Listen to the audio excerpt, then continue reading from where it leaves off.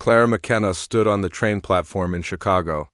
Her hands shook as she held her old leather bag. Inside that bag was everything she owned in the world. It was not much.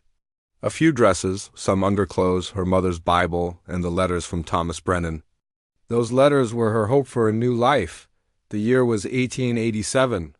Chicago was a big, loud city full of people rushing around. Clara had lived there all her life, but now she felt like a stranger. Everyone knew her story. Everyone whispered when she walked by, she could not stay here anymore. Clara's troubles had started 2 years ago when her father died. Patrick McKenna had been a good man who worked hard at the docks. He made enough money to keep Clara and himself in a small but clean apartment. Clara had learned to read and write, which was more than many girls her age could do.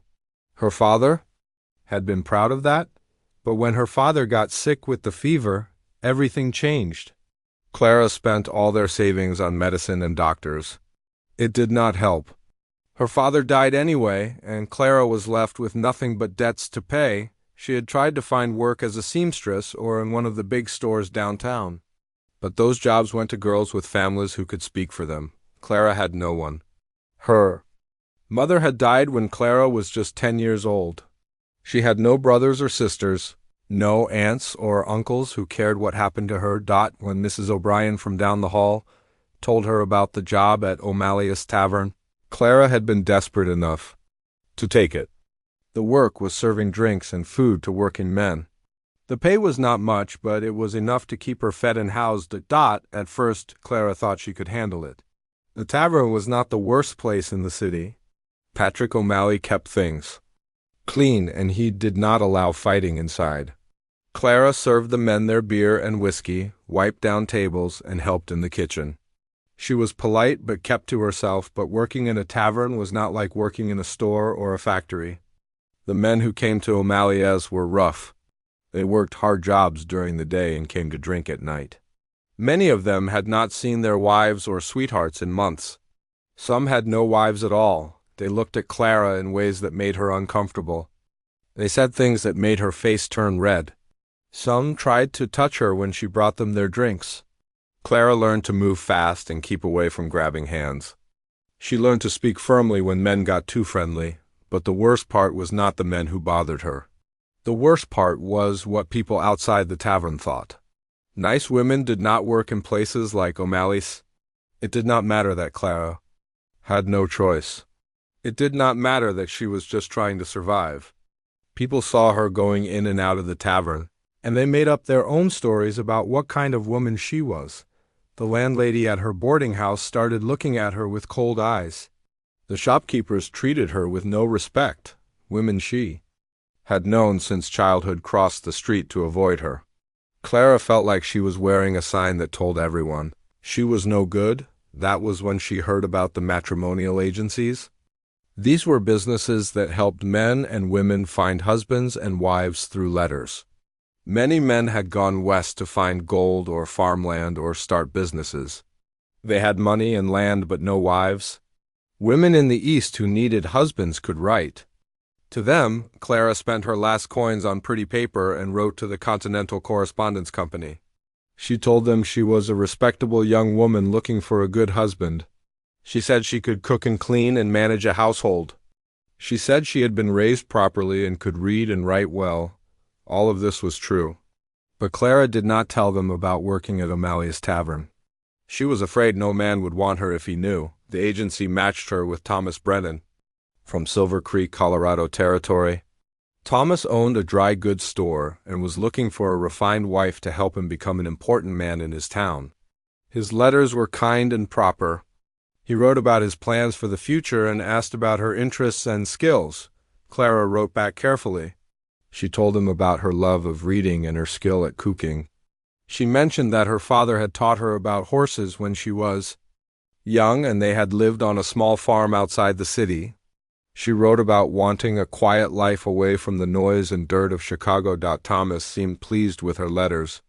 He sent her money for the train ticket and wrote that he was looking forward to meeting his future wife. Clara felt hope for the first time in months. She would leave Chicago and its whispers behind. She would start fresh in Colorado where no One knew about O'Malley's tavern, but as Clara packed her few things, she worried. What if Thomas found out about her past? What if someone in Chicago wrote to him? Clara tried not to think about it. She had to believe that her new life would be different the morning she left. Clara said goodbye to her small room at the boarding house. She had lived there for almost a year, but it had never felt like home. The landlady barely looked up when Clara paid her final bill. Clara walked through the streets of Chicago one last time. She passed O'Malley's tavern and saw Patrick O'Malley sweeping the front steps. He looked up and saw her carrying her bag. "Leaving us, are you?" he asked. His voice was not friendly. "Yes, sir," Clara said quietly. O'Malley's eyes were hard. "Running. Off to trick some poor man into marrying you, I suppose. Well, don't think you can hide what you are forever. The truth has a way of coming out." Clara's heart pounded, but she kept walking. She would not let O'Malley's bitter words ruin her hope. He was angry because she was leaving and he would have to find another girl to work for low wages. At the train station, Clara bought a cup of coffee and a roll with her last coins. She would not eat again until she reached Colorado, but she needed something warm in her stomach for courage. The train was huge and black, with smoke pouring from its smokestack.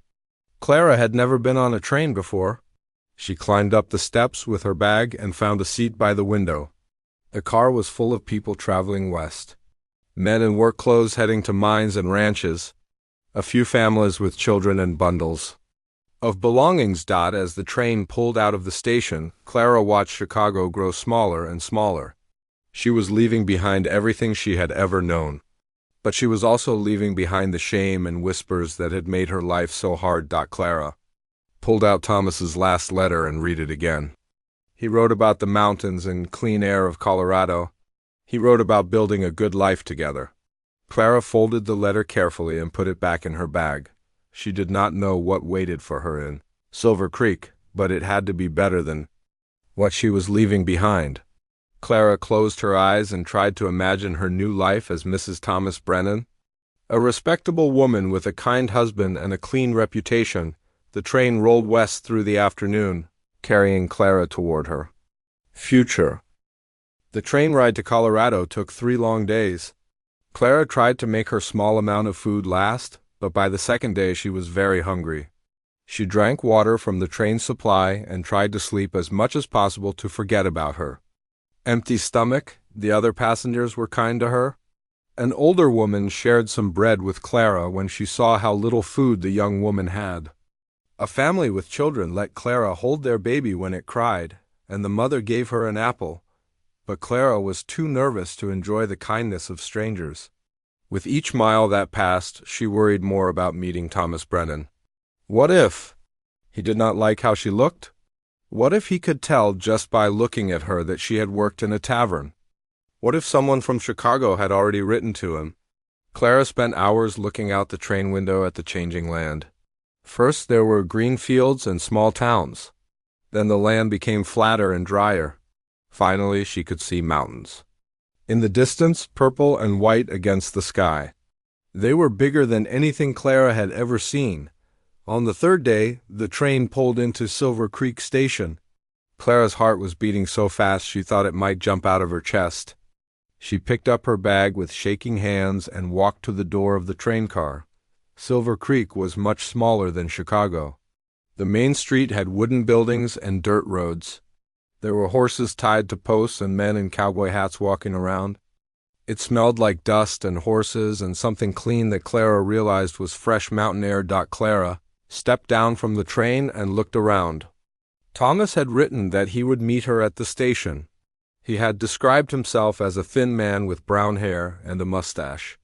Clara saw several men waiting, but only one matched that description. The man was standing near a wagon loaded with boxes.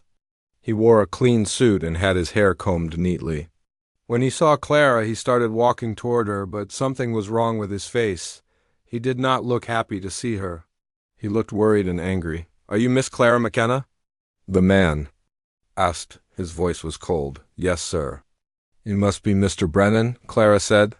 She tried to smile, but Thomas did not smile back. "I am Thomas Brennan," he said. "But I'm afraid there has been a problem." He reached into his jacket and pulled out a piece of yellow paper. I received this telegram yesterday. Clara's blood felt like ice in her veins. A telegram meant bad? News. Someone had written to Thomas about her. Thomas unfolded the paper and read it out loud. From Patrick O'Malley, Chicago. Stop. Feel it my duty to warn you about Clara McKenna. Stop. Woman worked in my saloon for over a year. Stop. Reputation. Questionable. Stop. Seen with drunks and rough men. Stop. Not suitable for respectable marriage. Stop. Each word hit Clara like a slap. She felt her face turn red and then white. The people on the train platform were staring at them. A few men had stopped their conversations to listen. Mr. Brennan? Clara said quietly. Please let me explain. There is nothing to explain, Thomas said. His voice was loud enough for everyone to hear. You lied to me in your letters. You pretended to be a respectable woman when you are nothing but a saloon girl. Clara wanted to tell him that she had never been anything but a serving girl. She wanted to explain about her father's death and having no choice but to work wherever she could find a job, but Thomas was not listening. He had already made up his mind. I have spoken to Mrs. Henderson, who runs the boarding house, Thomas continued. She will give you a room for tonight. There is an eastbound train tomorrow morning at 8 o'clock. I have purchased your ticket back to Chicago. Thomas reached into his pocket and pulled out a train ticket. He held it out to Clara without looking at her face. I am sorry this did not work out, Miss McKenna, but I cannot marry a woman with your background. I have a business and a reputation to think about. Clara took the ticket with trembling fingers. She felt like she might faint, but she forced herself to stand straight. All around her, people were whispering and pointing. The story would be all over Silver Creek by evening. I understand, Clara said softly. Thank you for the ticket. Thomas nodded quickly and walked away without another word. He climbed onto his wagon and drove off, leaving Clara standing alone on the platform with her bag and her shame and older. Woman with gray hair approached Clara. She had kind eyes but a careful expression. I am Mrs. Henderson, she said. Mr. Brennan asked me to show you to the boarding house. Clara followed Mrs. Henderson down the main street of Silver Creek. The boarding house was a 2-story wooden building with a sign that said, Clean rooms and good meals. Mrs. Henderson led Clara inside and up the stairs to a small room with a bed, a chair, and a washstand.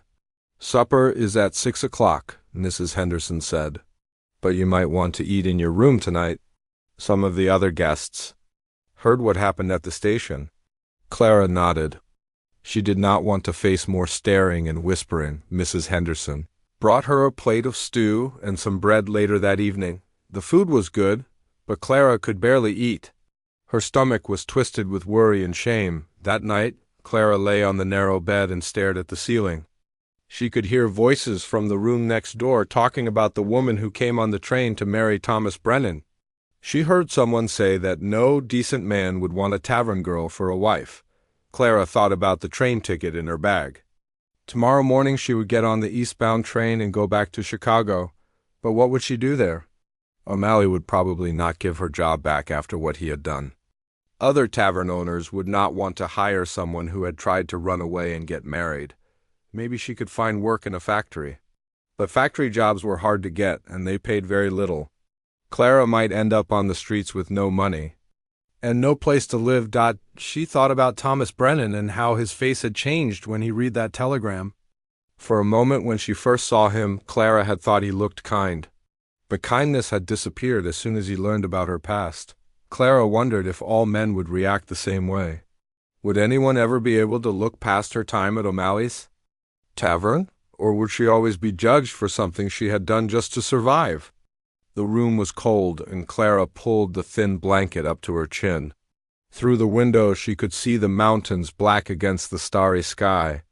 They looked so big and strong and permanent. Clara felt very small and weak and lost. She tried to pray, but the words would not come. What could she ask God for? To change the past? To make people forget what they knew about her? To give her another chance at happiness when she had already wasted the only one she was likely to get? Clara thought about her father. Patrick McKenna had always told her that she was a good girl with a kind heart. He had said that was more important than money or fancy clothes or what other people thought. But her father had never had to live. As a woman alone in the world, the church bell in Silver Creek chimed midnight. In 8 hours, Clara would be on a train heading back to the life she had tried so hard to escape. She closed her eyes and tried to sleep, but rest would not come. Outside her window, the mountains stood silent and unchanging under the stars. Tomorrow, Clara would leave them behind forever, along with her dreams of a fresh start and a respectable life. She did not know that sometimes the worst moments in life are followed by the best ones. She did not know that her real future was not on the eastbound train to Chicago, but right there in Silver Creek, waiting for her to discover it. Clara woke up early the next morning. She had barely slept, but she did not want to miss the train back to Chicago. Even though going back felt like giving up, she had no other choice. Her money was almost gone, and she could not stay in Silver Creek where everyone knew her shame. She washed her face with cold water from the basin and put on her best dress. It was the same blue wool dress she had worn when she arrived, hoping to make a good impression on Thomas Brennan. Now it just reminded her of her failure. Mrs. Henderson knocked on the door and brought Clara a cup of coffee and a piece of bread. "The train leaves at 8, she said kindly. "You have about an hour." Clara thanked her and tried to eat, but the food tasted like dust in her mouth. She packed her few things back into her leather bag and counted her remaining money. She had enough to buy food for the train ride back to Chicago, but not much more than that. At 7:30, Clara walked down to the train station. Her bag felt heavier than when she had arrived, even though it held the same things. The weight was in her heart, not her hands. The eastbound train was already at the station, taking on water and coal. Clara bought her ticket from the conductor and found a seat in the passenger car. She tried not to look out the window at the town where her dreams had died, but as Clara sat waiting for the train to leave, she heard a commotion outside. Men were shouting, and there was a sound like thunder. Clara looked out the window and saw a group of men trying to load a large black horse into a livestock car. The horse was beautiful but wild with fear. It reared up on its back legs and fought against the ropes the men were using to control it. Its eyes were wide and white with terror, and foam came from its mouth. The men were getting angry and rough with the animal. "Get that devil into the car," one man shouted. "We don't have all day." Another man hit the horse with a stick, which only made it fight harder. Clara watched with growing distress. She had always loved horses. When she was a little girl living on the farm outside Chicago, her father had taught her how to handle them. "Horses are like people," her father had said. "They get scared when you treat them mean. But if you show them kindness and patience, they will trust you." Clara could not bear to watch the men hurting the frightened animal. Without thinking, she got up from her seat and walked out of the train car. She left her bag on the seat, planning to come right back. The men were still struggling with the horse when Clara approached them. "Excuse me," she said quietly. "May I try?" The men looked at her with surprise. A young woman in a traveling dress was not what they expected to see at a horse loading. "Lady, this ain't no place for you," one of the men said. "This horse is dangerous, already kicked Joe in the leg." "Please," Clara said. "I know something about horses. Maybe I can help." The men looked at each other and shrugged. They had been fighting with the animal for almost an hour and were getting nowhere. Clara walked slowly toward the horse, keeping her hands where it could see them. The animal's ears were flat against its head, and it was breathing hard. Clara could see the fear in its dark eyes. "Easy, boy," she said in a soft voice. "Easy now. Nobody wants to hurt you." The horse's ears turned toward her voice. Clara kept talking in the same gentle tone her father had used years ago. "I know you're scared," Clara said, taking another small step closer. "This is all strange and new, isn't it? But these men just want to get you where you need to go. They're not trying to hurt you." Slowly, the horse's breathing began to calm. Clara reached out very carefully and touched its neck. The animal trembled but did not pull away. "That's a good boy," Clara murmured. You're so beautiful, such a fine, strong horse." She began to stroke the horse's neck gently. The animal's ears came forward, and some of the wildness left its eyes. Clara kept talking and stroking, and gradually the horse relaxed. "Now," Clara said to the men, "try leading him to the car very slowly. Don't pull on the rope. Let him follow at his own pace." The men did as she suggested. With Clara walking beside the horse and speaking softly to it, the animal walked calmly into the livestock car. The men stared in amazement. "Well, I'll be damned," said a deep voice behind Clara. "That horse has been fighting us for the better part of an hour." Clara turned and saw a tall man with gray eyes and sun-darkened skin. He wore good clothes that were made for work, not show. His hat was pushed back on his head, and he was looking at Clara with interest and respect. "I'm Jeremiah Stone," the man said, taking off his hat. "And you just saved me from shipping a half-dead animal to my ranch, Clara McKenna," she replied, feeling her face turn red. She suddenly remembered that she was supposed to be on the train back to Chicago. Jeremiah Stone's expression changed. "McKenna, you wouldn't be the lady who was supposed to marry Thomas Brennan, would you?" Clara's heart sank. Even this stranger knew about her disgrace. "Yes, sir," she said quietly. I was in Brennan's store yesterday when he got that telegram," Jeremiah said. His voice was angry, but not at Clara. "Heard the whole ugly business." Man read it out loud like he was announcing the weather. Clara felt tears start in her eyes. "Then you know why I'm leaving on this train?" "I know what that telegram said," Jeremiah replied. "But I also know Patrick O'Malley. Had dealings with him when I was in Chicago on business last year. Man's got a reputation for chasing after women who won't have him. Gets mean when they turn him down." Clara looked at Jeremiah with surprise. "You know Mr. O'Malley?" "Know of him," Jeremiah said. "Word gets around about men like that. Makes a man wonder what the real story is when O'Malley sends a telegram like that." Clara did not know what to say. No one had ever suggested that O'Malley might have had bad reasons for sending that telegram. Everyone just assumed the worst about her. "Tell me," Jeremiah said gently, "what really happened in Chicago." Clara looked into his kind gray eyes and felt something she had not felt in a long time. Someone was asking for her side of the story. Someone might actually listen to what she had to say. "My father died 2 years ago," Clara began. "I had no family and no money. I tried to find respectable work, but no one would hire me. When I heard about a job serving food and drinks at O'Malley's Tavern, I took it because I was desperate." Jeremiah nodded, encouraging her to continue. "I was just a serving girl," Clara said. "I brought men their drinks and cleaned tables. I was never anything more than that.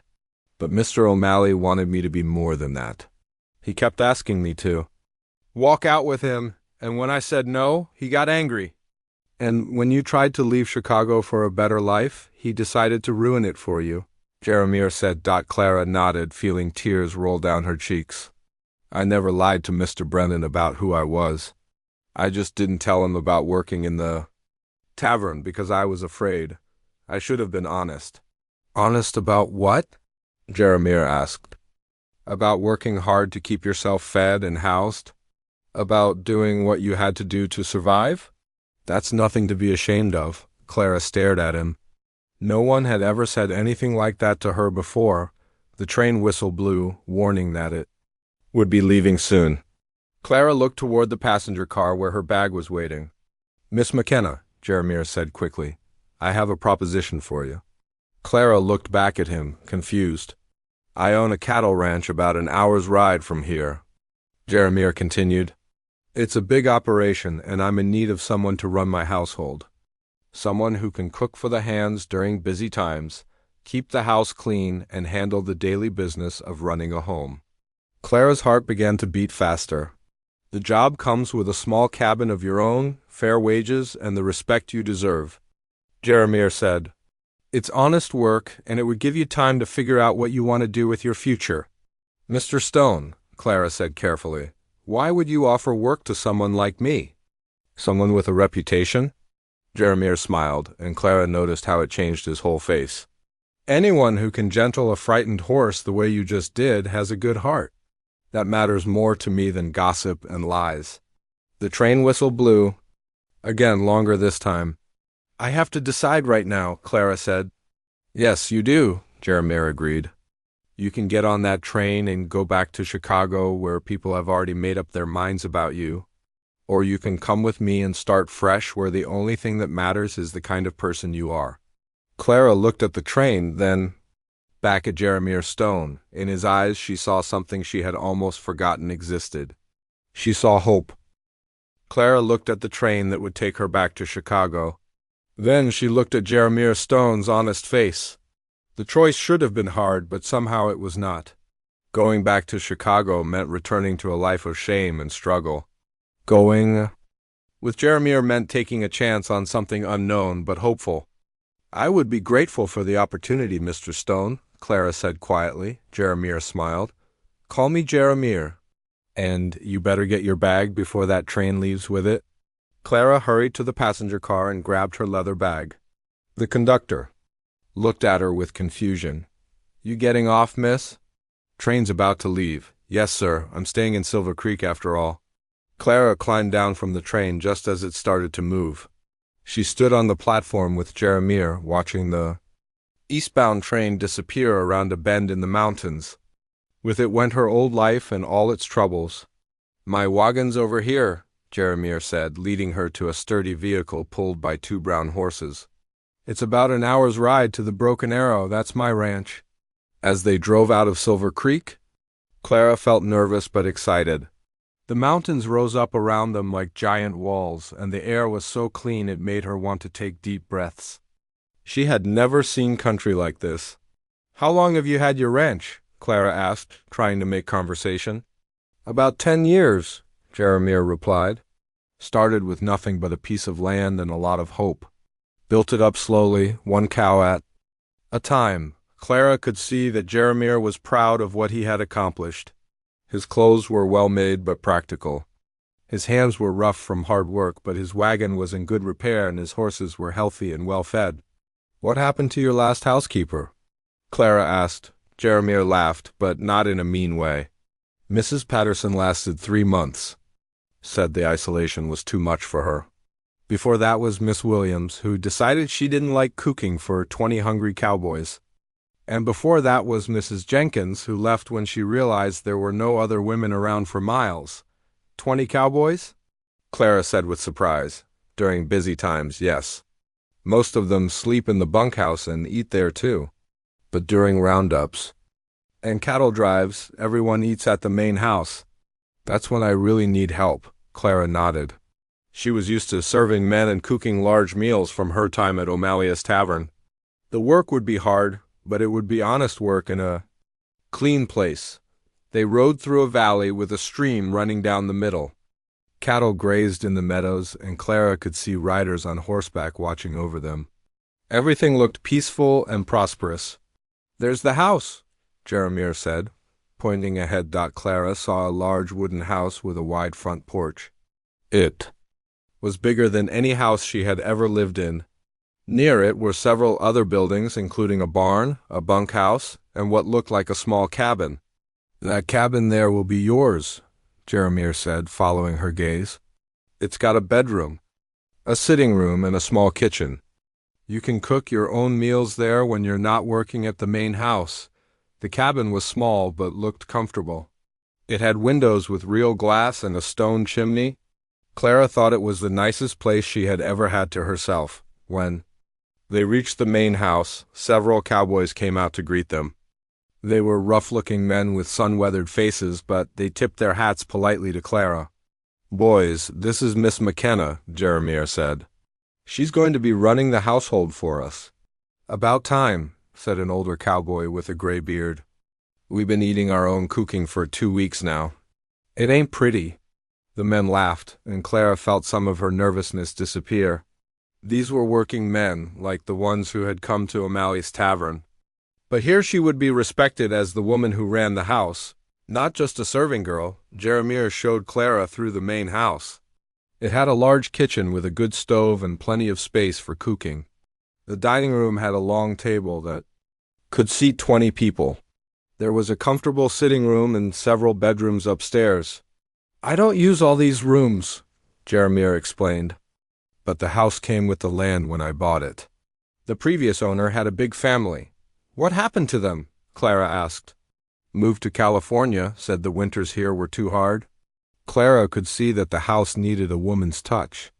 The rooms were clean but bare, like no one really lived there. The kitchen had good equipment but felt cold and unused. "When would you like me to start?" Clara asked. "How about tomorrow morning?" Jeremiah said, "That will give you tonight to settle into your cabin and get used to the place." As evening came, Jeremiah walked Clara to her new home. The cabin was even nicer inside than it looked from outside. It had a comfortable bed with clean quilts, a table and chairs, and a small but efficient kitchen. "There's food in the pantry to get you started," Jeremiah said. "And if you need anything, just come up to the main house." After Jeremiah left, Clara sat in her new sitting room and looked around in amazement. She had her own home for the first time in her life. It was small, but it was hers. No landlady watching her every move. No other boarders listening through. Thin walls. Just peace and quiet and a place that belonged to her. That night, Clara cooked herself a simple supper and ate it at her own table. Through the window, she could see lights in the main house and the bunkhouse. She could hear the cowboys talking and laughing as they finished their evening chores. For the first time in years, Clara felt safe. She was hundreds of miles from Chicago and Patrick O'Malley. She was away from the whispers and stares that had made her life so miserable. Here, she could start over and prove what kind of person she really was. The next morning, Clara woke before dawn and walked up to the main house. She found the kitchen and started a fire in the big stove. Soon she had coffee brewing and biscuits baking. When the cowboys came in for breakfast, they found her frying eggs and bacon. "Smells like heaven in here," said the gray-bearded cowboy, whose name was Cookie. "We've been living on beans and hardtack for too long." Clara served the men a good breakfast and found herself enjoying their simple appreciation. They were hungry and grateful for decent food. They treated her with respect and kindness after breakfast. Clara began cleaning the main house from top to bottom. She washed windows, scrubbed floors, and aired out rooms that had been closed up too long. She arranged wildflowers in vases and made the place feel like a real home. Jeremiah came in at noon and stopped in surprise. "Miss McKenna, you've made this place look like it never has before." "It just needed some attention," Clara said, wiping her hands on her apron. "More than attention. It needed someone who cared about it." That afternoon, Jeremiah found Clara in the kitchen preparing dinner for the cowboys. She was making a big pot of stew and fresh bread. The kitchen was warm and full of good smells. "Clara," Jeremiah said, and she noticed he had used her first name. "Can I ask you something?" "Of course," Clara said, continuing to stir the stew. "What made you trust me enough to come here?" "You didn't know anything about me." Double quotes. Clara thought about her answer carefully. "You were the first person to ask for my side of the story, and the way you helped me with that horse showed me what kind of man you are." "What kind of man is that?" Clara looked at him directly. "A good one." Jeremiah was quiet for a moment. Then he said, "I hope I can prove worthy of that opinion." As the days passed, Clara settled into her new life. She cooked for the cowboys and kept the main house clean and comfortable. She learned the names of all the men and their preferences for food. She mended their clothes and bandaged their small injuries. The work was hard, but Clara had always been used to hard work. What was different was the respect she received. The cowboys called her Miss Clara and always tipped their hats when they saw her. Jeremiah treated her like a valued partner in running the ranch. Most importantly, Clara began to feel like herself again. Away from the judgment and whispers of Chicago, she could be the person she really was. Kind, hardworking, and deserving of respect. She still thought about Thomas Brennan sometimes and wondered if he regretted his hasty judgment. But mostly, Clara felt grateful for the way things had turned out. If Thomas had not rejected her, she never would have met Jeremiah Stone, and as the weeks passed, Clara began to realize that Jeremiah was becoming more to her than just a good employer. He was becoming a friend, and maybe, if she was very lucky, something even more than that. 6 months later, Clara barely recognized the woman she had been when she stepped off that train in Silver Creek. The mountain air had brought color to her cheeks, and the good food she cooked had filled out her thin frame. But the biggest change was not in how she looked. It was in how she felt about herself. Every morning, Clara woke up in her comfortable cabin and looked forward to the day ahead. She had work that mattered and people who appreciated her efforts. The Cowboys treated her like family, and the main house had become a real home under her care. But the most important change in Clara's life was her growing friendship with Jeremiah Stone. What had started as a working relationship had slowly become something deeper and more precious. Jeremiah was unlike any man Clara had ever known. He was strong and successful, but he was also kind and gentle. He never spoke to her roughly or made her feel small. When she had questions about running the household, he listened to her ideas and often followed her suggestions. In the evenings, after the day's work was done, Jeremiah often stopped by Clara's cabin for coffee and conversation. They talked about everything: books they had read, places they had been, dreams they had for the future. Clara found that Jeremiah was well-educated and thoughtful, despite his rough appearance. "You know," Jeremiah said one evening as they sat on Clara's small porch, "I never expected to find such good conversation on a cattle ranch." Clara laughed. "I never expected to find it anywhere. In Chicago, no one was interested in what I had to say." "Their loss," Jeremiah said simply. "You have one of the finest minds I've ever encountered." Clara felt her heart skip a beat. No one had ever complimented her intelligence before. In her old life, she had been valued only for her ability to work hard and keep quiet. As autumn came to the mountains, Clara realized that her feelings for Jeremiah had grown beyond friendship. She looked forward to seeing him each day. His smile could brighten her worst moments, and his laugh made her feel warm inside. But Clara was afraid to hope for too much. Jeremiah was a wealthy and respected man. He could have any woman he wanted. Why would he choose someone with her past? Clara's fears seemed to be confirmed when Jeremiah went to Denver on business for 2 weeks. While he was gone, Clara heard the Cowboys talking about how their boss needed to find himself a wife. "Man like Jeremiah shouldn't be alone," Cookie said as Clara served dinner one evening. "He's got everything a woman could want: good looks, money, a fine ranch. He could marry any lady in Colorado." "Probably will too," another cowboy added. "Heard him talking about going to some fancy parties in Denver. Lots of rich men's daughters there looking for husbands." Clara's heart sank as she listened to this talk. Of course Jeremiah would want to marry a proper lady from a good family, not a former tavern girl with no money and no connections. That night, Clara lay in bed and tried to prepare herself for the possibility that Jeremiah would come back from Denver, engaged to someone else. She told herself that she should be grateful for what she had: a good job, a nice home, and the respect of decent people. It was more than she had dared to hope for just 6 months ago, but when Jeremiah returned from Denver, he was alone and seemed even happier to see Clara than usual. "I missed this place," he said as Clara served him dinner his first night back, "and I missed the people on it." Clara felt hope stir in her chest, but she tried not to read too much into his words. A few days later, Jeremiah asked Clara to take a walk with him after dinner. They strolled down to the stream that ran through the valley, enjoying the cool evening air and the sound of water over rocks. "Clara," Jeremiah said as they sat on a fallen log by the water, "I have something important to ask you." Clara's heart began to race. This was it. He was going to tell her that he was engaged to a fine lady from Denver and that she would need to find another position.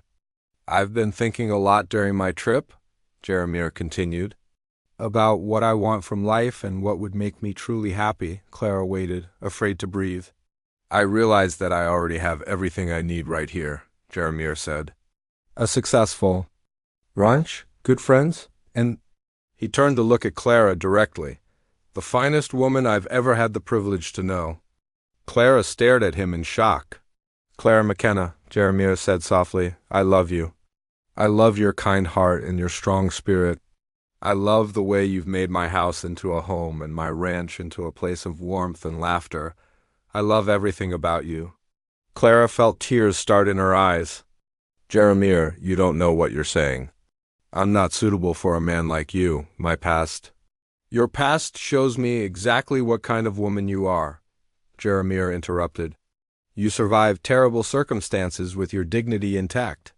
You worked hard and stayed honest when it would have been easier to do otherwise. You have more character in your little finger than most people have in their whole body. But what will people say?" Clara asked. "What will they think when they learn you married someone who worked in a tavern?" Jeremiah took her hands in his. "Let me tell you what people will think. They'll think I'm the luckiest man in Colorado Territory, and they'll be right." Clara looked into his eyes and saw only love and sincerity. No doubt, no shame, no regret. "Just pure, honest love. Are you asking me to marry you?" Clara whispered. "I'm asking you to be my wife, my partner, and my best friend for the rest of our lives," Jeremiah said. "Will you have me, Clara?" Clara's answer came from her heart without hesitation. "Yes, Jeremiah, yes, I will." Jeremiah pulled her into his arms and kissed her gently. Clara felt like her heart might burst with happiness.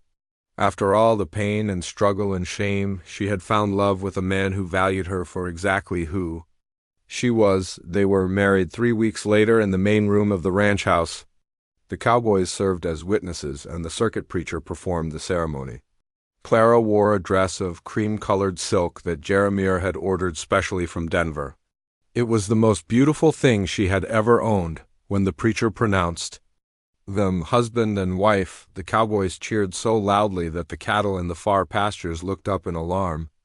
Cookie had prepared a special dinner, and there was dancing and celebrating late into the night. As Clara danced with her new husband under the stars, she marveled at how completely her life had changed. Less than a year ago, she had been alone and ashamed, with no future except more of the same hard life she had been living. Now she was Mrs. Jeremiah Stone, wife of one of the most respected men in the territory. She had a beautiful home, work that gave her purpose, and friends who cared about her. Most importantly, she had found a love that saw past her mistakes to the woman she really was. The next morning, news of the wedding spread through Silver Creek. Thomas Brennan, when he heard about it, was said to have turned green with envy. He realized too late that he had let a remarkable woman slip through his fingers. Because of his own prejudice and fear, other people in town who had whispered about Clara when she first arrived now spoke of her with respect. Mrs. Jeremiah Stone was known for her kindness, her intelligence, and her skill at managing the most successful ranch in the area. Clara never heard from Patrick O'Malley again, but she learned from travelers that his tavern had failed and he had left Chicago in debt. His attempt to ruin her life had only led to his own downfall. As Clara stood on the porch of her beautiful home, watching her husband work with the horses he loved, she thought about all the people who had judged her harshly. They had seen only her circumstances, not her character. They had believed the worst instead of looking for the best. But Jeremiah had been different. He had seen past the surface to the woman underneath. He had given her a chance when no one else would. And in doing so, he had saved not just her life, but his own. For Jeremiah had been lonely before Clara came, living in a beautiful house that felt empty without love to fill it. Now their home was full of laughter and warmth. Clara was already planning the garden she would plant in the spring and the improvements she wanted to make to the house. She and Jeremiah talked about the children they hoped to have and the life they would build together. Sometimes Clara thought about the girl who had stood on that train platform in Chicago, desperate and afraid. That girl could never have imagined the happiness that waited for her in the mountains of Colorado. She could never have dreamed that her lowest moment would lead to her greatest joy. Clara had learned that sometimes the worst things that happen to us are really the best things in disguise. If Thomas Brennan had not rejected her, she never would have met Jeremiah. If Patrick O'Malley had not sent that cruel telegram, she might never have found her true home. The mountains stretched endlessly around the ranch, strong and permanent and beautiful. Clara felt like she belonged among them now, as solid and secure as the peaks themselves. She had found her place in the world at last, and it was better than anything she had ever dared to hope for. Her past no longer defined her. She was not the girl who had worked in O'Malley's tavern or the woman who had been rejected at Silver Creek Station. She was Clara Stone, beloved wife and respected member of her community. She was finally, completely, the person she had always been meant to be.